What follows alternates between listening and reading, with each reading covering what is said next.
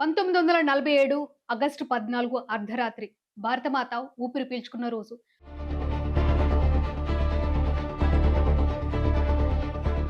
భారతమాతను పెట్టి పీడించిన దుర్మార్గులను దేశం నుంచి తరిమేస్తున్న అద్భుతమైన క్షణాలు. ఆ క్షణాలను తలుచుకుంటే అందరికీ గూస్ బంప్స్ వస్తాయి.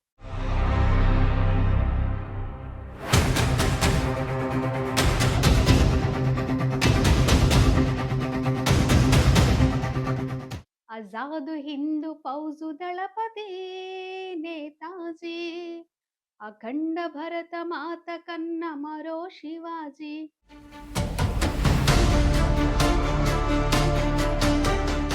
హాయ్, హలో, నమస్తే, వెల్కమ్ టు కైజర్ న్యూస్. నేను భాగ్య. అలనాటి స్వతంత్ర సమరయోధులను మనం చూడలేకపోవచ్చు, కానీ వాళ్ళ పేర్లు వింటే మాత్రము మనకి ఎక్కడ లేని ఆనందము, పౌరుషం తన్నుకొస్తుంది. స్వతంత్రం కోసం తమ ప్రాణాలను కూడా లెక్క చేయకుండా అసువులు బాసిన త్యాగదనులు ఎందరో ఉన్నారు. ఫ్రీడమ్ ఫైటర్స్ అనగానే కొంతమంది పేర్లు మనకి టక్కును గుర్తొచ్చేస్తాయి. వాళ్ళలో భగత్ సింగ్, చంద్రశేఖర్ ఆజాద్, అల్లూరి సీతారామరాజు గారు, నేతాజీ సుభాష్ చంద్రబోస్. వీళ్ళందరిలో కూడా నాకు బాగా నచ్చిన వ్యక్తి నేతాజీ సుభాష్ చంద్రబోస్. ఎందుకు మిగతా వాళ్ళంటే ఇష్టం లేదా అంటే, లేదు, ఆయన చూడగానే ఏంటిదంటే ఒక పౌరుషం అనేది తన్నుకొస్తుందనమాట. మన ఎన్టీ రామారావు గారు ఒక పాట పాడతారు చూడండి. మీకందరికీ గుర్తుండే ఉంటుంది. ఆజాదు హిందూ ఫౌజు దళపతి నేతాజీ, అఖండ భరత మాత కన్న మరో శివాజీ. ఈ పాట, ఈ లైన్స్ వినగానే ఎంత గూస్ బంప్స్ వస్తాయంటే నాకు, మాక్సిమం అందరికి కూడా సుభాష్ చంద్రబోస్ ఏంటిదంటే పౌరుషానికి పెట్టింది పేరు. ఇలా దేశం కోసం పోరాడిన ఫ్రీడమ్ ఫైటర్స్ ని ఎవరు మన బుర్రలోంచి తుడిపేద్దామన్నా మన మైండ్ లో నుంచి అది చెరిగిపోదు. బట్ ఇప్పుడు ఈ కాలంలో ఏంటిదంటే దేశంలో ఒక విచిత్రమైన చర్చ జరుగుతుంది.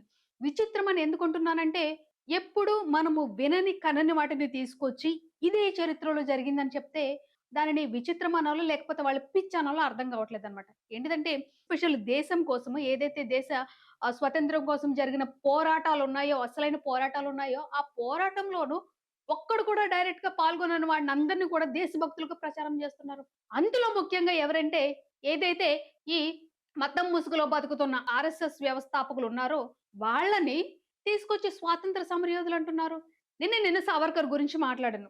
సావర్కరు జైల్లో శిక్ష అనుభవించాడు. ఇంకొకటి, సావర్కరు మొదట తను ఏసిన అడుగు భారతదేశానికి స్వతంత్రం రావాలని. బట్ తన మైండ్ ఏంటిదంటే ఆటోమేటిక్‌గా డైవర్ట్ అయిపోయింది. ఏంటిది?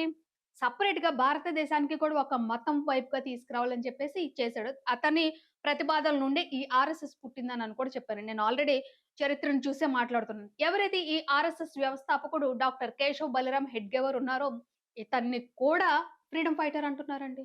Who is freedom fighter? చూద్దాం. చరిత్రను వక్రీకరించకుండా ఉన్నదున్నట్లు మాట్లాడుకుందాం. యాక్చువల్లీ ఈ టాపిక్‌ని నేను మాట్లాడడానికి కారణం ఏంటిదంటే, ఎవరైతే మన బీజేపీ బత్తాయి మీడియం ఉందో వాళ్ళందరూ కూడా ఇంతకాలము మనం ఎవరైతే ఫ్రీడమ్ ఫైటర్స్ అనుకుంటున్నామో వాళ్ళందరూ కాదంట. ఓన్లీ ఆర్ఎస్ఎస్ వాళ్ళు మాత్రమే ఫ్రీడమ్ ఫైటర్స్ అంటున్నారనమాట. ప్రూఫ్ చూపించే మాట్లాడతాను. ఫస్ట్ ఈ ఎవరైతే ఆర్ఎస్ఎస్ వ్యవస్థాపకుడు ఉన్నాడో అతని గురించి మాట్లాడుకుందాం. ఎవరైతే డాక్టర్ కేశవ్ బలిరామ్ హెడ్గేవార్ ఉన్నాడో 1925 సెప్టెంబర్ 27న ఆర్ఎస్ఎస్‌ని స్థాపించారు. ముందే ఆర్ఎస్ఎస్‌ని స్థాపించారంటే లేదు. ఏదైతే మనకి 1921లో మహాత్మా గాంధీ గారు స్టార్ట్ చేసిన నాన్ కోఆపరేటివ్ మూవ్‌మెంట్ అదేనండి, సహాయ నిరాకరణ ఉద్యమం ఉందో ఆ ఉద్యమంలో పాల్గొన్నారు. ఆ ఉద్యమంలో పాల్గొన్న తర్వాత బ్రిటిష్‌కు వ్యతిరేకంగా ప్రసంగాలు చేసినందుకు అతన్ని అరెస్ట్ చేసి జైలు శిక్ష విధించారన్నమాట. ఇక్కడ మళ్ళీ కొంతమంది వచ్చేస్తారన్నమాట బ్రాండ్ బత్తాయిలు. ఆయన జైలు శిక్ష అనుభవించిన స్వతంత్ర సమరయోధుడంటే, జైలు శిక్ష అంటే ఏంటిదండి? కొన్ని నెలల పాటు నిర్బంధించేసి వాళ్ళు ఎన్ని బాధలు పెడుతున్నా సరే, చావనైనా చేస్తాం తప్ప మీ కాళ్ళ ముందు మేము వంగము. They are called real freedom fighters. అలాంటి వాళ్ళ ముందుంటాడు కనీసము మూతి మీద మీసాలు కూడా రాకుండా చనిపోయిన భగత్ సింగ్. తను ఫ్రీడమ్ ఫైటర్. హ్మ్. చిన్న వయసైనా సరే, ఛీ! వీడి కాళ్ళ ముందు నేను మోకరిల్లాలని చెప్పేసి ఉరికంబాన్ని ముద్దాడాడు చూడండి. ఆయన ఫ్రీడమ్ ఫైటర్స్. నాకెంత ఆహ్, ప్రౌడ్‌గా ఉందంటే చెప్తుంటే.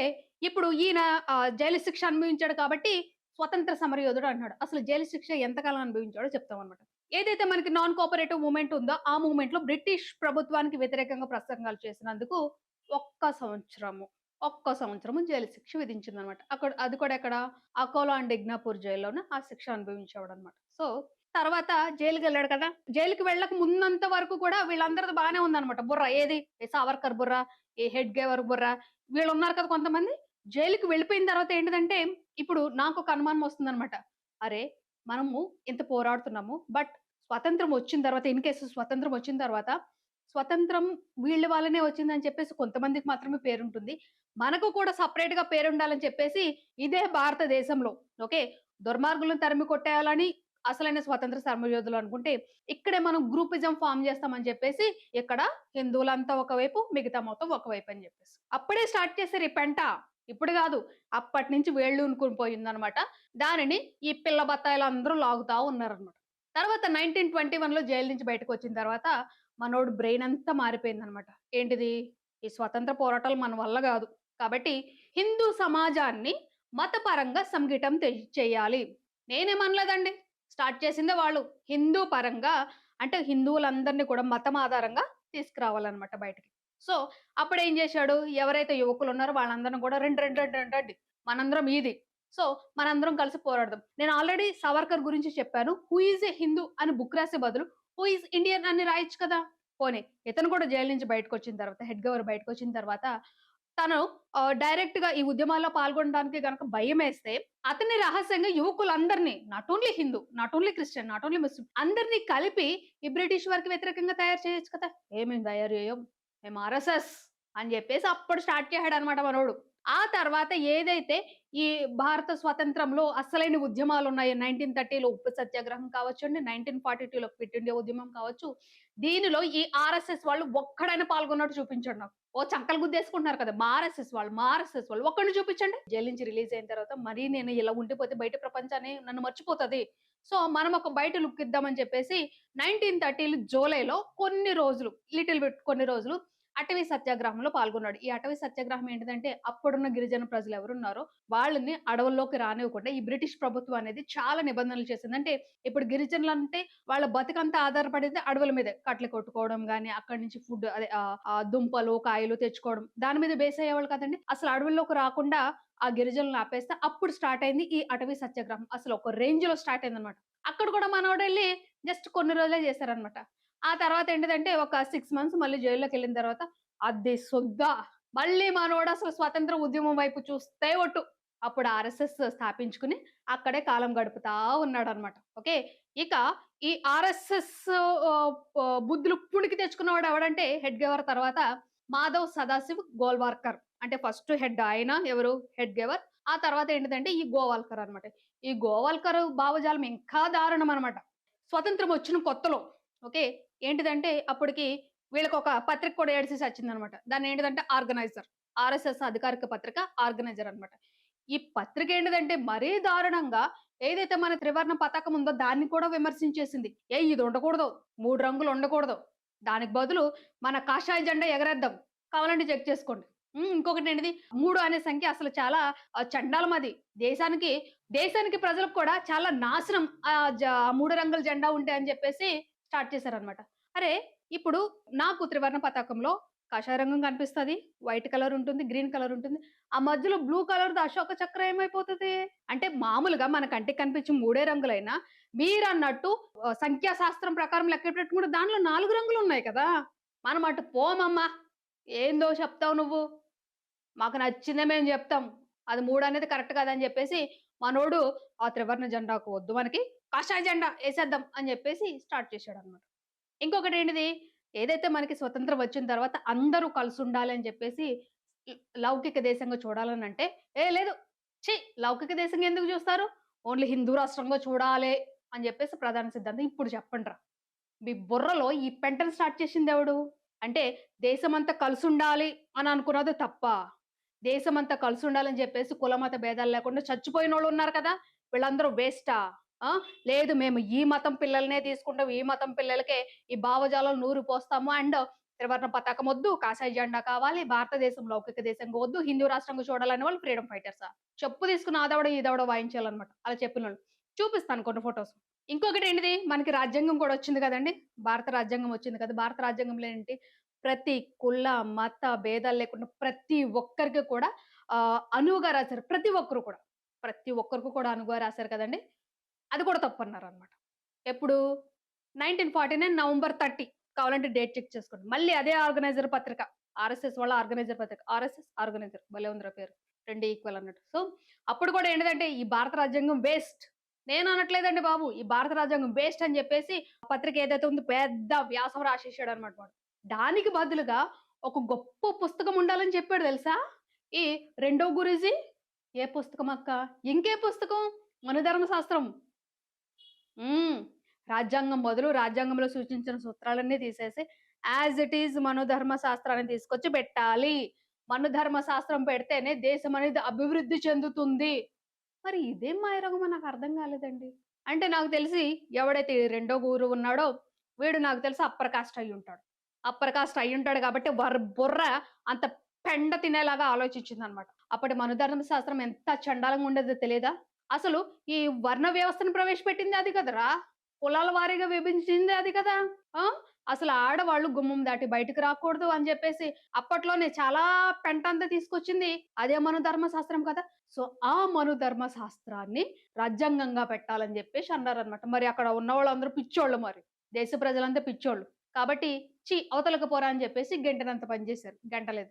సో, ఇక్కడేంటిదంటే వీళ్ళు ఎందుకు స్టిల్ ఇప్పటికి కూడా అప్పటి భావజాలం ఉంది. దాని తర్వాత కొంచెం తగ్గింది. మళ్ళీ ఇప్పుడు ఈ 10 సంవత్సరాల కాలంలో ఎందుకు మీరిలా పెట్టిరేగిపోతున్నారు? అసలైన ప్రశ్నేంటి అందరికి? దేశం కోసం ప్రాణాలు అర్పించిన వాళ్ళు ఎవరనంటే, ఎవరైతే ఈ సొల్లు మీడియా చెప్తుందో బత్తాయి మీడియా, మీ బుర్రలోకి ఎవరొస్తార్రా ఫస్టు? ఎవరొస్తారు? ఈ భగత్ సింగే, ఈ అల్లూరి సీతారామరాజు, ఈ నేతాజీ వీళ్ళందరూ వస్తారు. కానీ బలవంతంగా ఆళ్ళని తీసి పక్కన పెట్టేసి, వీళ్ళనేంటంటే బలవంతంగా బుర్రలోకి చొప్పించేసుకుంటారనమాట. ఎవరు? ఈ సావర్కర్‌ని, ఈ ఆర్ఎస్ఎస్ వాళ్ళని హెడ్గేవార్‌ని అండ్ ఈ రెండో గురూజీననమాట. ఎందుకు మీరంత దుర్మార్గంగా ఆలోచిస్తున్నారు? దేశం కోసం ప్రాణాలర్పించడం అంటే మీకంత ఈజీగా ఉందా? లేకపోతే అసలు ఎలాంటి సంబంధం లేని వాళ్ళని ఎందుకు మీరు కీర్తిస్తున్నారు? నిజమైన స్వాతంత్ర సమరయోధుల్ని మీరు గుర్తించకపోయినా పర్వాలేదు గానీ, పనికిమాలినందరిని తీసుకొచ్చేసి, మతాన్ని ముందెట్టుకుని, మతాన్ని ముసుగేసుకొని బతికిన వాళ్ళకి ఈ స్వతంత్ర సమరయోధులని పేరివ్వొద్దు మీరు. మీ రాజకీయం ఏమిటుంటే ఆ రాజకీయం చేసుకొని చావండి. మీ ప్రచారం ఉంటది గదా! అదేంటిది మీరు ఓట్లొచ్చినప్పుడు యేసుకొని చావండి. అంతేగాని రేపందరూ చక్కగా అరే! మాకు స్వతంత్రం వచ్చింది. చిన్న, పెద్ద అసలు తేడా ఏమి లేకుండా వాళ్ళంతా హ్యాపీగా ఫీలవుతారు. అలాగే హ్యాపీగా ఫీలయ్యే మూమెంట్స్‌ని కూడా మీరెందుకు రెచ్చగొడుతున్నారు? ఎందుకు రెచ్చగొడుతున్నారంటే వీళ్ళందరూ ఎవరు? వీళ్ళు మీకు అసలైన సమరయోధుడు. ఇదిగో పెద్ద సమరయోధుడు. ఇగో ఈయన పెద్ద సమరయోధుడు, బుడ్డ సమరయోధుడు అన్నట్టు. మరి వీళ్ళు? ఛీ! ఛీ! వీళ్ళేం జేశారు? ఏం జేయలేదసలు. మూతి మీద మీసం రాకుండానే చచ్చిపోలేదీయన. ఆ! అసలు ఈయనకి దేశంతోనే సంబంధం లేదు. జీతం తీసుకొని పోయిండన్నట్టు. నీ బుద్ధి లేని పనికిమాలిన మాటలు మాట్లాడతారు మీరు. అసలు మిమ్మల్ని దేశం నుంచి గెంటేయాలి ఫస్ట్ అన్నమాట. మిమ్మల్ని దేశం నుంచి గెంటేస్తే దరిద్రం అనేది వదిలిపోతుంది. అసలు స్వాతంత్ర పోరాటంలో ప్రత్యక్షంగా పోరాటం చేయని వాళ్ళని బ్రిటిష్ తోటి ఎలాంటి పోరాటాలు చేయని సంస్థల్ని మీరు స్వాతంత్ర సమరయోధుల కింద ఎట్లా లెక్కగేస్తారు? ఒక్కడు చూపించుండ్రి నాకు ఎవడైనా సరే. ఎవ్వడైనా సరే, ఈ మతం పిచ్చితో చచ్చిపోయేవాడు ఎవడైనా సరే, స్వతంత్ర సంగ్రామంలోనో ఆర్ఎస్ఎస్ పాత్ర ఉందని చెప్పేసి చూపించడం నాకెవడైనా సరే. ఆ! కుల మతాల పేరుతోటి వాడు విభజించాడప్పుడు. సరే ఆ దరిద్రం పోయిందిరా అంటే మళ్ళీ వాళ్ళు పెట్టిన దరిద్రాన్ని మళ్ళీ మోసుకొస్తున్నారనమాట మీరందరూను. ఆ! అసలు ఏం బతుకుతున్నారనుకుంటున్నారు మీరు? ఏం బతుకుతున్నారు? చరిత్ర ఎప్పుడు సత్యాన్ని చెప్తది. మీరెంత నోరేసుకొని ఓర్లుపోయినా ఉన్నారు. జర్నలిస్ట్ అని చెప్పుకొని కొంతమంది పెంట మొహాలున్నారనమాట. ఎవరో ఆ పిచ్చి లక్ష్మి ఒకతి, ఈ నవత అని చెప్పుకునేదొకటి. వీళ్ళందరూ ఈ బ్రాండ్ బత్తాయిలేంటిదంటే పెద్ద పెద్ద థంబ్‌నెయిల్స్ ఏస్తున్నారనమాట. చూడండి ఒకసారి.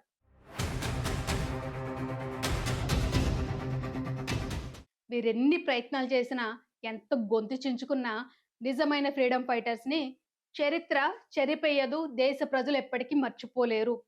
సో, చరిత్రను వక్రీకరించకుండా, వంకర మాటలు మాట్లాడకుండా, కమ్మనైన మాటలు మాట్లాడకుండా మంచిగా ఉంటే దేశం కూడా సుభిక్షంగా ఉంటుంది. సో, అందరికీ